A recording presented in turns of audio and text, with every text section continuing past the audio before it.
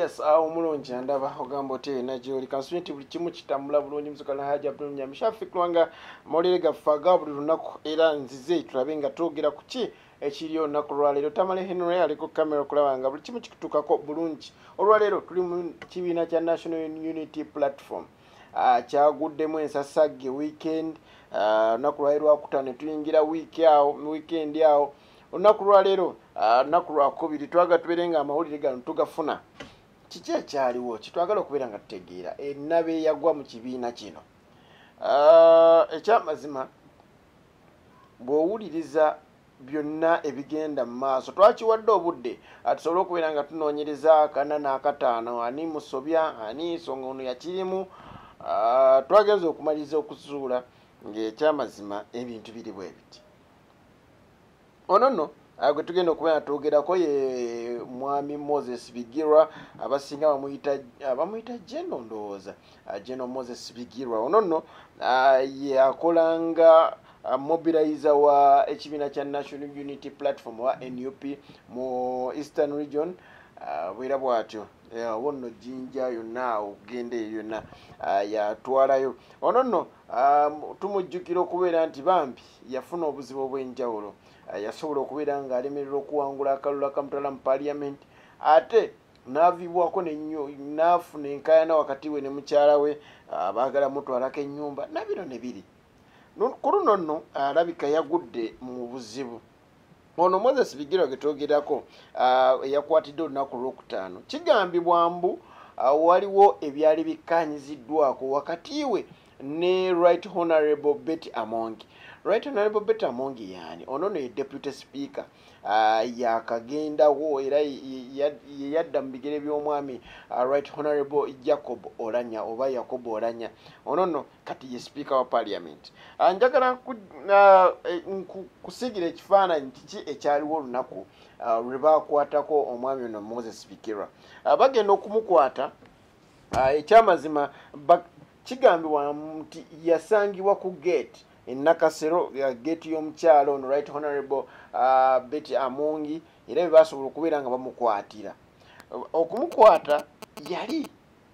amawulire ge tufuna gagamba nti yali akkaanyiza naye aweebwe miliyoni 10. Zino miliyoni 10 nga zigenda kubeera nga zimusirisa asirike bwe kye alekerawo kubanga ayogera ekigambo kyonna. Ku lunaku lw'omukaaga weekend ku Fik Media tugenda kubeera nga twogera ku nsonga z'ababaka z'abanankyukakyuka abali mu opposition abasinga lwaki ssente zibakyusa nnyo ati babeera nga badda mu kibiina ekya NRM oba n'okusirika. Tugenda kumenya n'amannya g'abamu betulabye bagwa mu categories zino betulaba abali mu opposition naye nga baalya ne basirika. Saturday beera ku Fik Media tugenda kuba program tugikutuusako saa zijja kuba 2 ate tubeere nga tukutuusako ababaka abo ne bannankyukakyuka abakyalimu twasobodde okubeera nga abasinga tubafuna. Mwena tusonyiwa naye tulina obatuusaako amawulire gano. Waliwo audio eyasobodde okubeera nga efuluma. Audio eno ekyamazima tetunnagifuna ne audio eno abagifunyeeko batunnyonnyola ekyadde mu audio naye munzikirize sigenda kubeera nga nzikaanya ne audio eno mpaka we nnaaba nsobodde okuba nga ngifuna. Ebimu ku bivirimu bagamba mbu yali Honorable Bigirwa aba General Bigirwa nga nnyonnyola ku nsonga lwaki alina okufuna ssente zino okuva ewa Right Honorable Deputy Speaker oba Betty Amongi nti kati position gyalimu yanjawulo nnyo eyina ssente ali mu kintu so n'okumuggyako miliyoni 10 abaamuyambye kubanga bali mu buwumbi yani muggyeko na buwumbi. Bino nno biri mu audio eyo etugambibwa. Audio tukyaginoonyerezaako era singa tugifuna erimu eddoboozi lya General Bigirwa tujja kubeera nga tugibatuusaako naye engeri gye tutannagifuna ebirala ebirimu ate bikakali nnyo bisuula n'omubaka yali yagala okubeera omubaka so munzikirize sigenda kubanga njogera ku audio paka we nagifuna then nsobola okubeera nga ate nvaayo nkusiigire ekifaananyi kya audio sinakindi ogiteeka ku mukutu gwa Fik Media. Saagala obeere nga weerabira likinga, sharinga, subscribinga n'akadako kakoneko tusobole okubeera nga kituyambako nsobole okubeera nga amawulire gonna ge tufuna ate gakutuukako bulungi nyawo wennyini w'oba oli oba oli mu mmotoka oba oli mu ntebe yo oba oli wa wonna amawulire gaba gakutuukako w'oba oli. Bobi Wine president w'ekibiina kya NUP oba National Unity Platform ebigambo bye yasobodde okubeera nga abyogera naye nga sinnakubeera nga kutuusako eya Bobi Wine Honorable Robert Kyagulanyi Ssentamu ngenda kusooka nkutuuseko ebyamwogezi w'ekibiina kino biki bye yasobodde okuba nga ayogera ku Honorable Bigirwa ono yakwatibwa ku Lwokutaano naye ne kino nakyo nsaba kibeere nga kiyingiramu nti ate ye right honorable ayina embeera ndowooza abantu abamubaddewo bubi bonna alabika kale kandibanga kano kaali katego akukwata Honorable Bigirwa ono nti nga ne gundi yakirimu oba nabeera nga alina embeera gyeyamugambako namugamba jangu so poliisi nemukabirawo naye ye omwogezi w'ekibiina kino ekya NUP bwe yabadde eka mwokya mu address ya week ebeerayo buli week yasobodde okubeera nga akkiriziganya n'ekyayogeddwa nti wadde yasangiddwa ku gate eya right honorable deputy speaker Betty Amongi tewali kikakafu kiraga nti yasangiddwa n'obukadde 10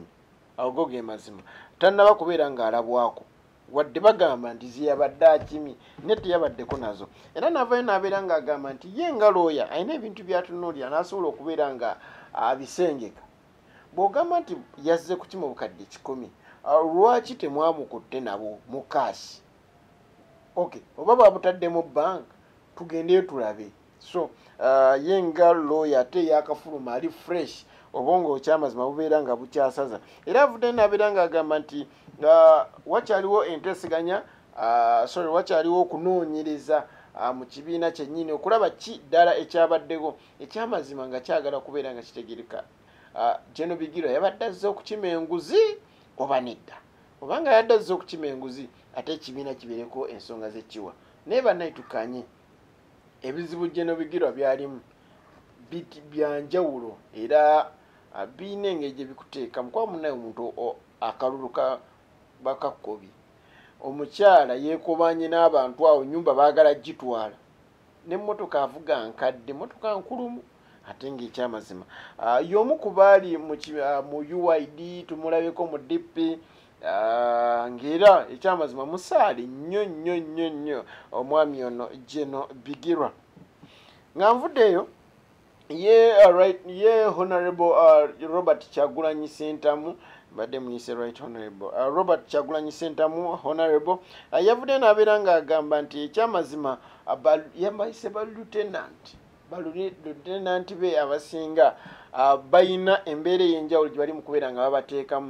babateekamu embeera y'okubatiisatiisa babakutte abawagizi b'ekibiina babakutte era yagamba nti akyayina okubeera nga anoonyereza ddala kiki ekyasobodde okuba nga bakwata Gen. Bigirwa n'avaayo n'abeera ng'agamba nti takkiriziganya na byayogeddwa nti yabadde azze kima bukadde 10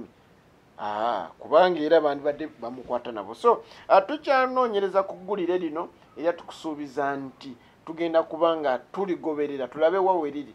wenjogera kati ali ku kitebe kya CID ekireka okulaba nga okunoonyereza kugenda mu maaso muzikola haja Shafiklwanga ebiwooma biggwa byokya Tamale Henry ali ku kamera tusinkane olundi